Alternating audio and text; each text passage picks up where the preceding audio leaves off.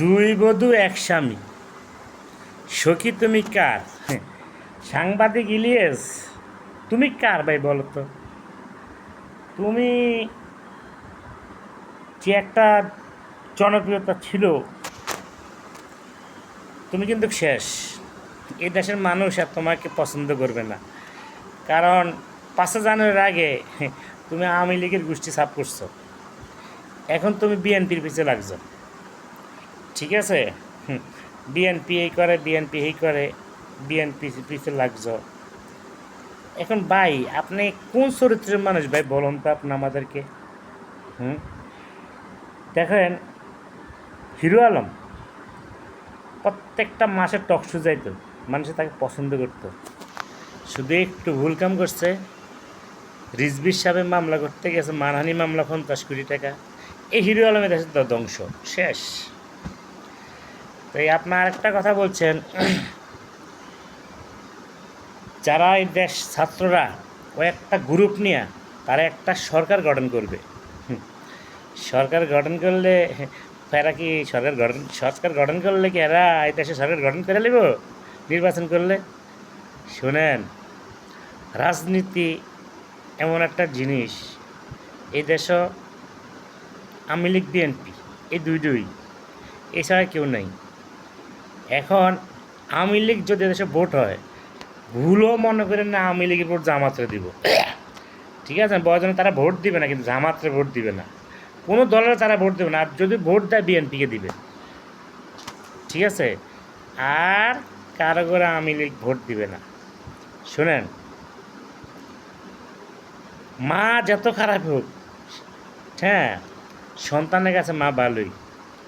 তো এই নেত্রী শেখ হাসিনা এখনও তার জনপ্রিয়তা আছে। যদি আগে নির্বাচন করতে পারে, তাহলে মোটামুটি বিএনপি সরকার গঠন করব, বিরোধী দল কিন্তু আওয়ামী লীগ হইব, এছাড়া কেউ হইব না। কারণ ওই মা থাকে দুইজনেই, খালেদা জিয়া, শেখ হাসিনা। আর একটা জিনিস মনে রাখবেন, একটা পুরুষের জীবনে যদি সুন্দর কিছু আসে, ভালো কিছু আসে, তার চেহারাটা আছে না, চেহারাটা বলে দিবে। তারেক রহমানের কপালটার দিকে নজর করলে বোঝা যায়, তারেক রহমান হচ্ছে এই দেশের একটা সূর্য পৃথিবীটা আলো দিয়ে রাখে। আরে জয়ময়, এটি তো মোমবাতি, এটি ঘরেই শেষ। এদিকে ডক্টর কামাল এত ভালো মানুষ, সংবিধান মনে হয় সে তৈরি করে। এই লোকটা যদি আওয়ামী লীগের লোক থাকতো, তাহলে এই লোকটা বাংলাদেশের বড় ভালো একটা মন্ত্রী হইতো। আওয়ামী লীগের থেকে গেছে গা, কামাল হোসেন শেষ, কারণ ওনাকে আর কেউ পছন্দ করে না। এই দুই দলের থেকে যাইয়া যারাই দল বানাইবা, তোমরা ভাই ছাগলের 3 নম্বরে ওর কি গে গে করে লাভ পাইবা, এছাড়া কোনো কাম নাই, বুঝছেন? শোনেন, রাজনীতি করার যদি আপনাকে এতই শখ হয়, রাজনীতি কি জানেন? দেশের খেজমত করবেন, মানুষের খেজমত করবেন। এখন আপনাদের মাইন্ডসেট ডাইন নিয়ে আরও আপনি নিজের ঘরে ভরেন। হ্যাঁ, অমুকের থেকে আনেন, অমুকের থেকে আনেন। আরে পকেট ভরা টাকা থাকবে, ব্যবসা থাকে, বাণিজ্য থাকবে, এইখান থেকে নিয়ে পোলাপান হিসেবে খরচ করবেন, রাজনীতি করার ইচ্ছা থাকে। এখানে আপনার দিয়ে আপনি আরেকজনের হোকামাই রাখেন, এইটাকে রাজনীতি কয়? তবে শুনো, ইনশাল্লাহ যদি সরকার গঠন করতে পারেন বিএনপি, ইয়ার পরে দেখবেন এই বাইরের যে চিনে না সে কিনবে। বাইরে কদ্দূর পর্যন্ত দৌড় আছে এটা দেখবেন পরে, কারণ ভরা কলসি লরকম, কথা বলছেন? আমি যদি যেসব লোকের লাগে আমার সম্পর্ক, যদি সেলফি তুলে ফাটাইতাম, আমার তোরা কত ফোন দিতি ভাই নেতার লাগে পরিচয় করে দেন। আর আমি তো নেতার পিছিয়ে ঘুরি না, কথা বলছ না? কারণ আমি জানি নেতার পিছিয়ে ঘুরলে মানুষের সামসা, কথা বুঝছো? যারা তেগি নেতা হেরা নেতার পিছিয়ে ঘুরবো, আমার মতো ক্ষুদ্র নেতার পিছিয়ে ঘুরে লাগতো না, বুঝলেন নি? নেতাই তো আমরা ডাক দিব, ওই সাইফুল ভাই এদিকে আসো চা খাও, আমরা যে এই ক্যাটাগরির লোক। তো ওই ইলিয়াস আলী, চরিত্রটা ভালো করে ফেলা, মানুষকে সম্মান কর, কারণ ইদানিং তুমি সবার বিপক্ষে কথা বলতে আসছো। আসিফ নজরুল স্যারের তুমি খুব খারাপ কথা বলছো, সেনাবাহিনীর প্রধানকে আপনি অনেক কথা বলছেন, ঠিক আছে নি ভাই? আপনারা বিদেশের মাটি থেকে বালও ফলাতে পারেননি, কথা বুঝছেন? আমি তো মনে করি এই দেশের সরকার গঠন করে গেছে শেখ হাসিনা নিজে। এই মুখটা না, এই মুখটা বহুত কামে লাগে। শেখ হাসিনা যদি খারাপ ব্যবহার না করতো, ছাত্রদেরকে যদি না বলতো রেজাগারের সন্তান, তাহলে কিন্তু এই দেশটা খেপে না, কথা নেই। কারণ শেখ হাসিনার কিছু ব্যবহারে মানুষ রাস্তা নেমা শেখ হাসিনার অধঃপতন হয়েছে। তো শেখ হাসিনা নিজের পায়ে নিজেই কুড়াল দিছে, এটা আমরা জনগণ হয়েছি উচিলা, কথা বুঝছেন?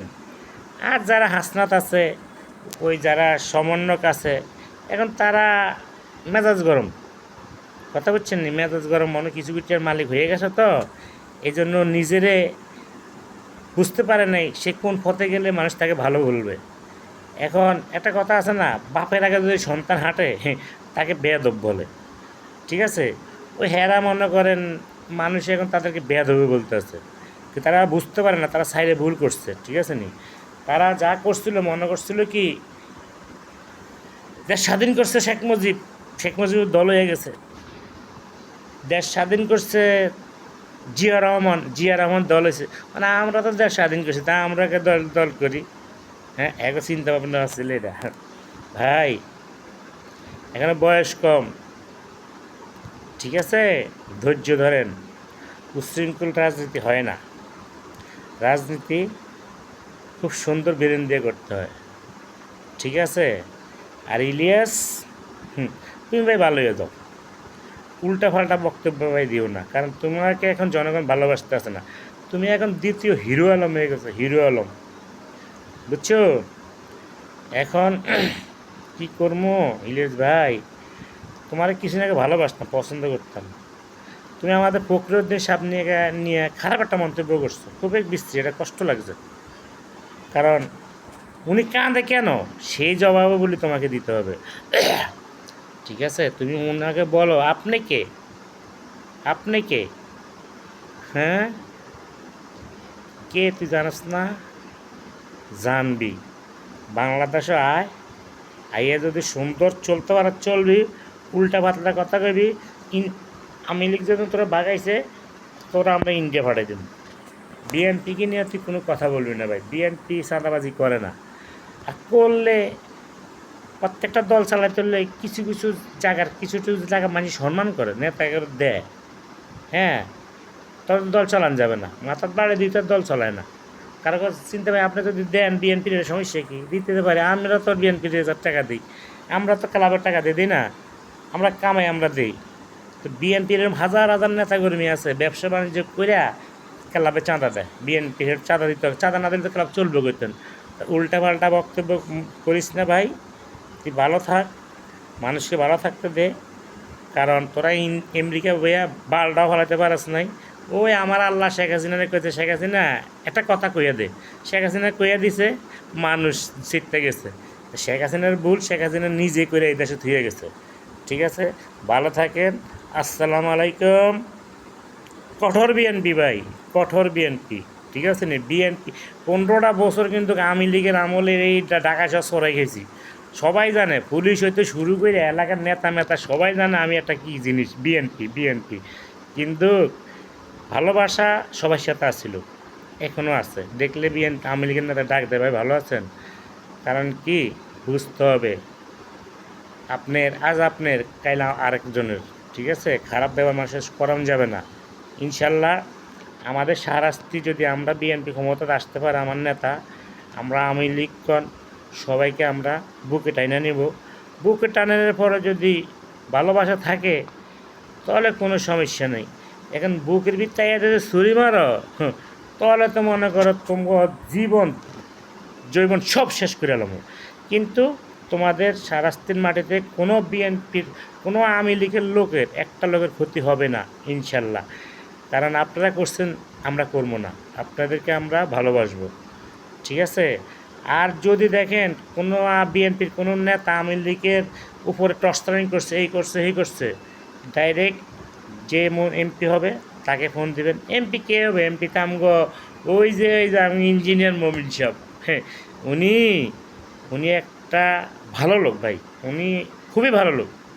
কারণ আওয়ামী লীগের আমলে উনি আপনার এই ইঞ্জিন ব্যবসা করে গেছে, বাংলাদেশের বড় বড় কাজ করে গেছে। তো উনি যদি সৎ না থাকতো, আজকে আওয়ামী লীগের আমলে কাজ করতো। উনি সৎ দেখেই আওয়ামী লীগের আমলে কাজ করে গেছে। দেশের জন্য উনি কাজ করবে, আপনারা আমাকে বিশ্বাস করতে পারেন। কিছু লোক আছে ছাগলের 3 নম্বর বরকি, এদিনের মতো লাফাই লাভ নাই তো ভাই। বরকি হইতে হবে 1 নাম্বার, 1 পিস। ভালো থাকেন, জিন্দাবাদ।